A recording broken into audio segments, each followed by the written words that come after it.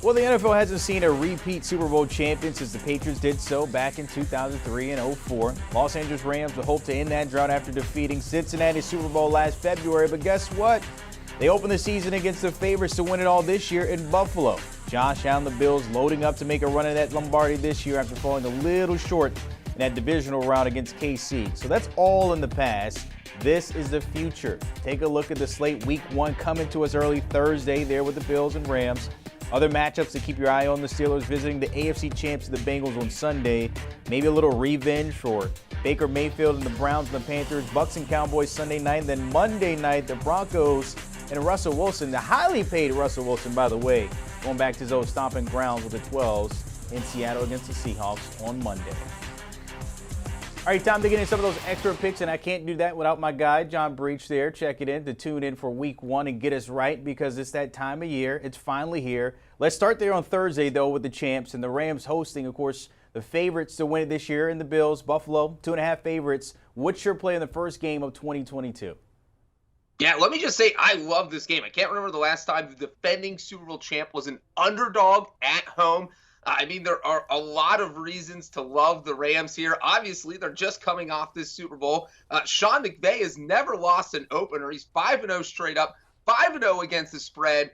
But I'm on the Bills bandwagon, Brandon. I think they have the perfect roster to take down the Los Angeles Rams. Look, they have a mobile quarterback in Josh Allen who can kind of evade that pass rush, that Aaron Donald chasing him around all game. Josh Allen can make plays being chased around. So I think that kind of neutralizes that. I think the Bills receivers are going to have a big game. Stephon Diggs, Gabriel Davis. I think we might see a touchdown from both of those guys. And my one worry with the Rams is that a lot of their key players are banged up, whether that's Jalen Ramsey, who's been kind of hobbled for the past, really the whole offseason. Matthew Stafford has this mysterious elbow injury. And also the Von Miller factor. I think he's going to go in L.A. He's going to want to get a couple sacks on Matthew Stafford. I like the Bills to win a squeaker in a shootout, win by 3, cover the 2.5 points, go back to Buffalo 1-0. All right, taking the Bills down, the defending champs here. How about the Chiefs and Cardinals, 2 teams that came up a little short in the postseason? Look, KC, they reloaded. No Tyreek Hill. Kyler Murray got paid. That's about it for the Cardinals. What's your play in this one? Yeah, if there's one team I'm not betting against ever in week 1, it is the Kansas City Chiefs. Look, since Patrick Mahomes took over the starting job, he has played in 4 openers. He's 4-0, and the Chiefs have averaged 36.25 points per game in those 4 wins. So not only are they winning, but they are just scoring left and right. Touchdowns come easy. And now I know they don't have Tyreek Hill, obviously. But you know what? I think that actually could work to their advantage, at least in week 1, because they have the total element of surprise. The Cardinals don't know if Juju Smith-Schuster's getting the ball. Is Marquez Valdes-Scantling getting the ball? Is Mecole Hardman getting the ball? I don't know. No one knows. So I think that the Chiefs can put up a lot of points, and I don't think the Cardinals are going to be able to keep up. They don't have DeAndre Hopkins. We've seen how much that offense struggles when Hopkins is not on the field. And there's just been so much drama in Arizona. This feels like a game where they're just going to get a reality check. I love the Chiefs to win and cover here. All right, let's stay in the AFC with the Raiders and Chargers. That stacked AFC West, as we saw, was very busy this all season. New faces across the board on both sides here. Devontae Adams with the Raiders, Khalil Mack, and others as well. What about this game? Yeah, this just totally feels like a revenge game for the Chargers. I mean, they had to sit around at home all offseason and think about the fact that they lost to the Raiders in overtime in Week 18 with a playoff spot on the line. And so I think that really is going to be what is motivating and what is driving the Chargers in this game. And if you look at Los Angeles last season, a big reason they went 9-8 and didn't win a few more games is because they couldn't stop the run. And Brandon Staley said, all right, we got to beef up this defense. And not only did they add Khalil Mack, but they added some good run stoppers up front of the defensive line, and Austin Johnson and Sebastian Joseph Day. So I think the Chargers are going to roll. I actually like them to win by double digits and cover the spread easily.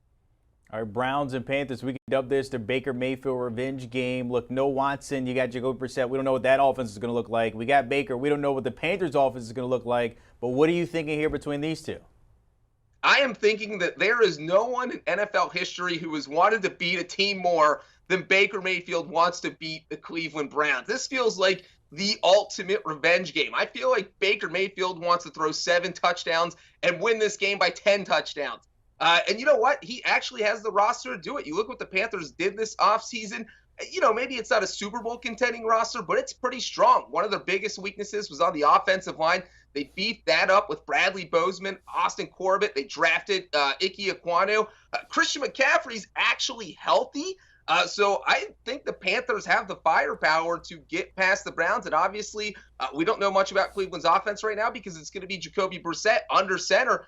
I am going to take Baker Mayfield to get his revenge and the Panthers to cover. Baker may be feeling a little bit dangerous in this matchup here, his former team there. All right, 30 seconds here. Packers and Vikings, A-Rod versus the world. What you got in this one? Hey, the Packers are my NFC Super Bowl pick this year, but they are not my pick for this game. I think Kirk Cousins is going to ball out. Look, Kirk Cousins spent the past few years playing for a head coach that basically hated him. Now he is a head coach who not only likes him, but is offensive-minded. I think the Vikings go off, pull off the upset, and start atop the NFC North in first place after 1 week. So I am going to take Minnesota to win and obviously cover. A lot of people see the Vikings in the postseason. We'll see how that pans out. John Breech is always giving us the picks. Before we get to week 1, of course, later this week, take a look at a recap of all his picks here, taking the Bills to down the defending champs here, the Chiefs to cover, Chargers to cover, and Panthers and Baker Mayfield to get it done with the Browns there. And he's not taking Aaron Rodgers, the MVP. He's taking Kirk Cousins, coming in at plus 1.5.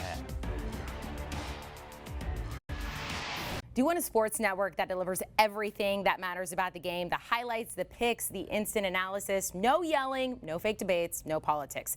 Hit the subscribe button and never miss a moment.